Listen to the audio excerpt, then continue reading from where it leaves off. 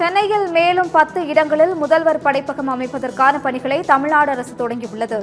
அறிவார்ந்த சூழலை மாணவர்களுக்கு உருவாக்கும் முதல்வர் படைப்பகங்கள் கூடுதலாக உருவாக்கப்படும் என்று முதலமைச்சர் மு.க.ஸ்டாலின் அறிவித்திருந்தார். அதன்படி சென்னை கொளத்தூரில் அமைக்கப்பட்ட முதல்வர் படைப்பகம் இளைஞர்களிடையே பெரும் வரவேற்பை பெற்றது. அதனால் சென்னையில் மேலும் 10 இடங்களில் முதல்வர் படைப்பகம் அமைப்பதற்கான பணிகளை தமிழ்நாடு அரசு தொடங்கியுள்ளது.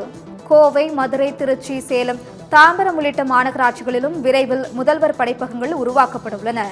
இந்நிலையில் திருவல்லிக்கேணி, ஜானி பாட்ஷா சாலை, பாரதி சாலை, அண்ணாநகர், காந்தி நகரில் பணிகள் தொடங்கப்பட்டுள்ளன.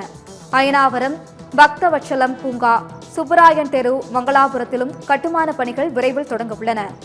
அமைந்தகரை, கொரட்டூர், புத்தகரம், பெரியமேடு, கண்ணப்பர் திடல், திருவொற்றியூர் நெடுஞ்சாலையிலும் முதல்வர் படைப்பகம் ஏற்படுத்தப்பட உள்ளது.